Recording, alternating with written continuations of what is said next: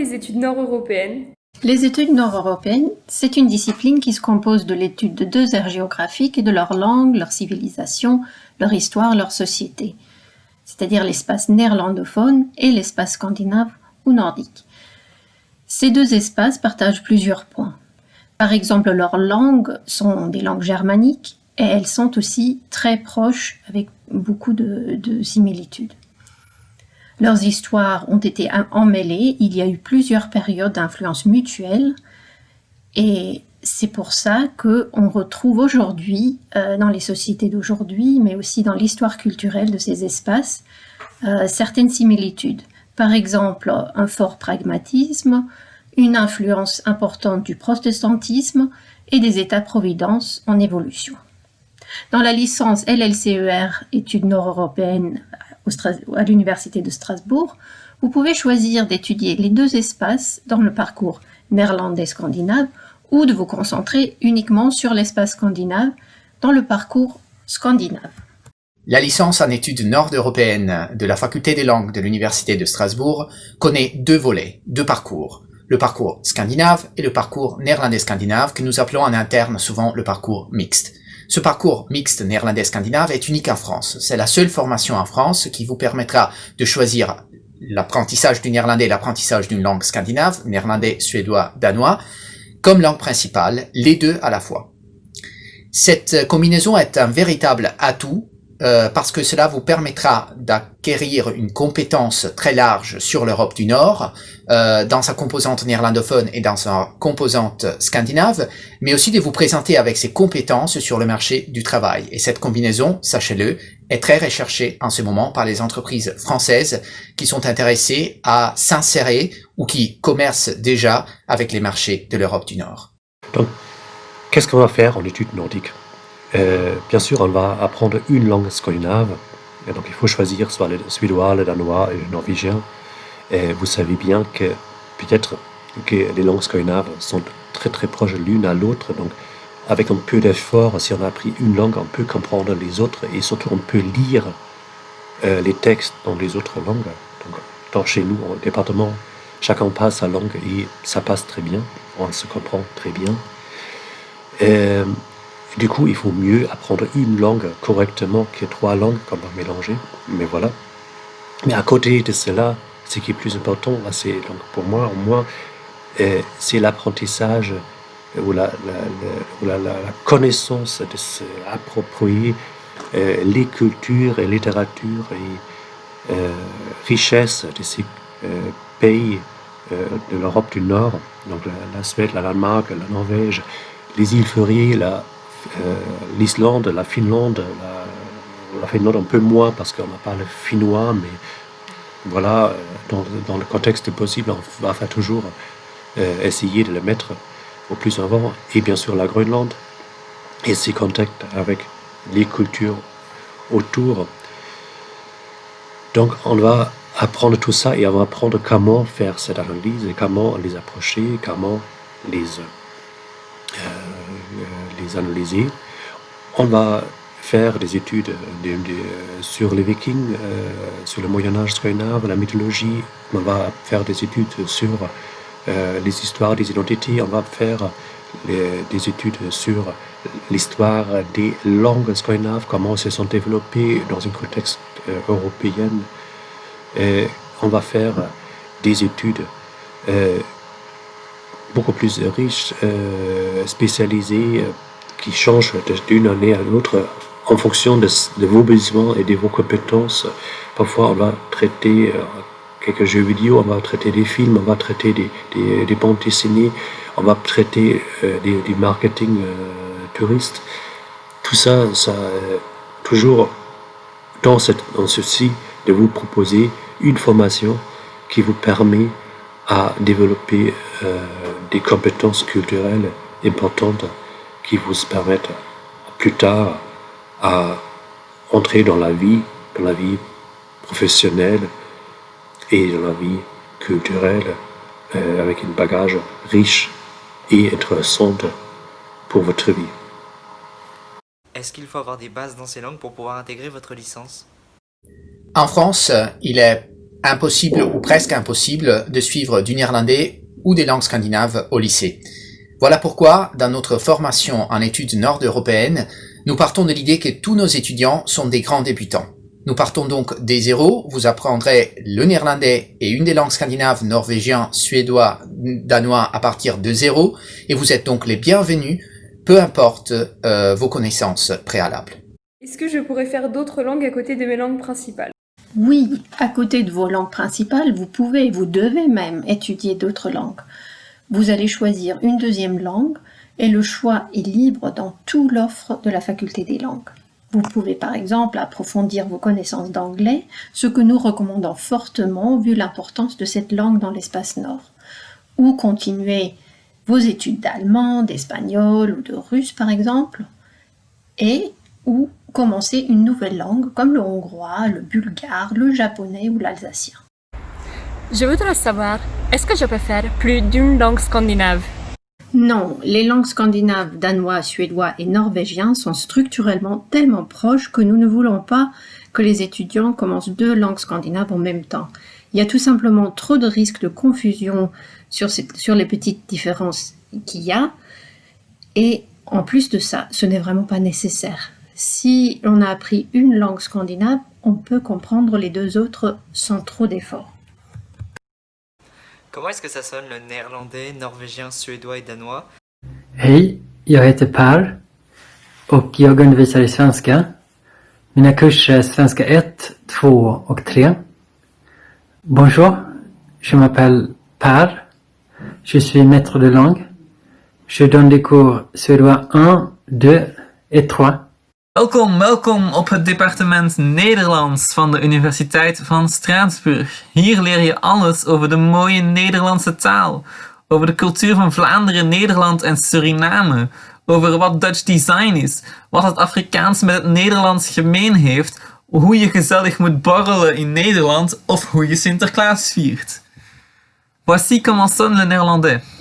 Les cours de langue de néerlandais s'axent sur la pratique des 4 compétences linguistiques principales, étant l'écoute, la lecture, l'oral et l'écriture. On fait ça à travers des exercices didactiques et interactifs, bien sûr, ainsi que de la théorie grammaticale.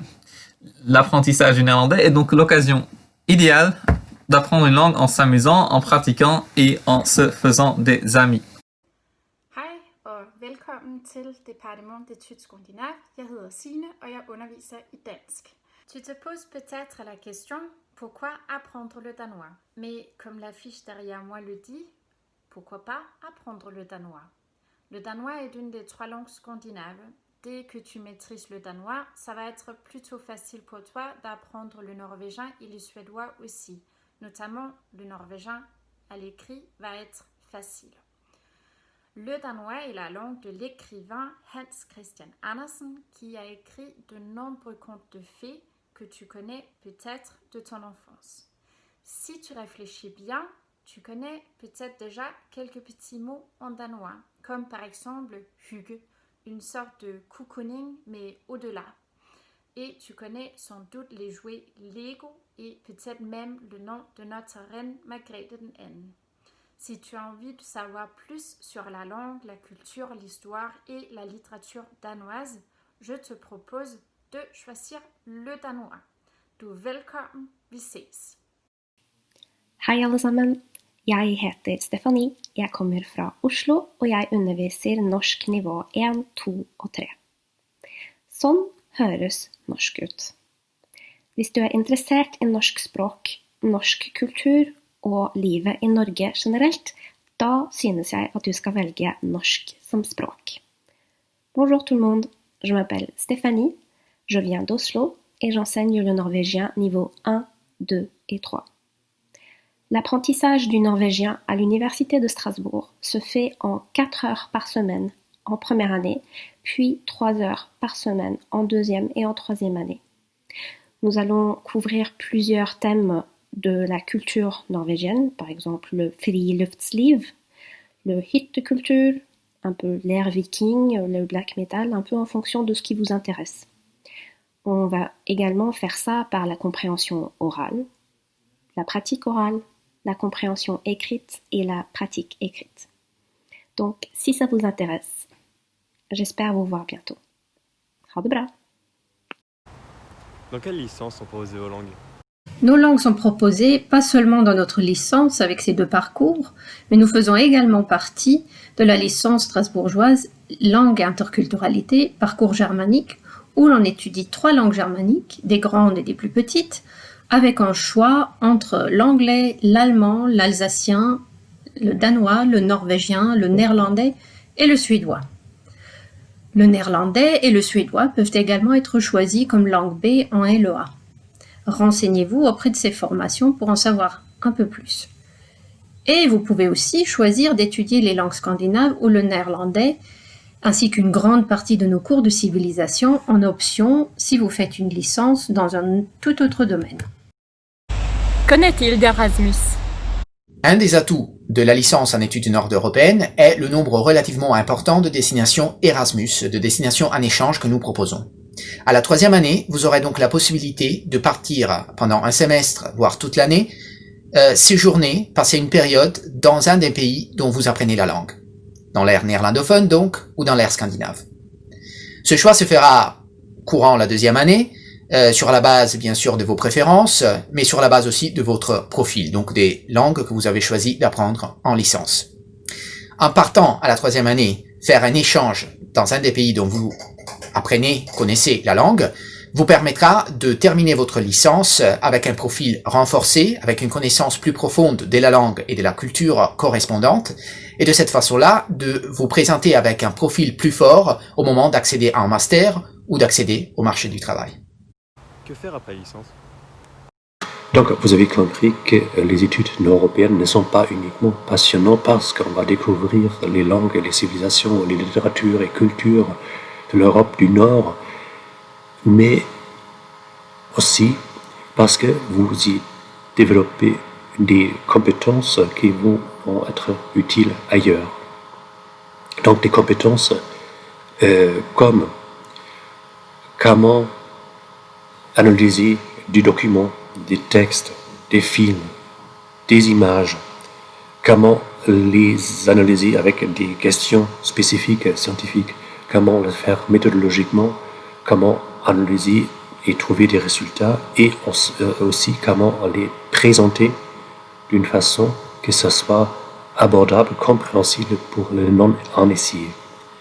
Ça, c'est des compétences, des clés qui sont demandées un peu partout. Et ça se voit aussi, du coup, par le fait que nos anciens étudiants sont aussi un peu partout. Donc, du coup, on a des étudiants qui sont maintenant, bien sûr, aussi des traducteurs littéraires, des traducteurs techniques, depuis les langues françaises, les langues scandinaves et néerlandais vers le français, mais aussi des traducteurs dans du coup des jeux vidéo, mais on a aussi des étudiants qui ont fait après une master en informatique des langues et qui travaillent maintenant dans les banques pour faciliter l'échange entre les informaticiens et les non-informaticiens dans les banques. C'est quelque chose de très important. Vous comprenez, là, on a aussi des compétences interculturelles dans une entreprise qu'il faut. On a aussi des étudiants qui travaillent maintenant dans le tourisme, vers la Scandinavie, dans le tourisme en Scandinavie, ou aussi ailleurs. On a des étudiants qui travaillent maintenant dans le journalisme, on a des étudiants qui travaillent maintenant pour les agences de publicité ou de politique. On a des anciens étudiants qui sont des professeurs de français en Scandinavie. On a des anciens étudiants qui travaillent, qui font des textes publicitaires. On a plein d'étudiants différents qui travaillent dans les relations internationales, par exemple, dans la médiation culturelle, qui sont des bibliothécaires. Donc plein de choses différentes. Donc du coup, ce qui est important avec ça que j'ai dit, donc du coup, la licence en soi, c'est pas encore une formation professionnelle dans un sens restreint, mais c'est plutôt la préparation à des formations beaucoup plus axées professionnelles. Donc du coup, la licence vous prépare à tout cet éventail, cet panorama des métiers, mais donc du coup,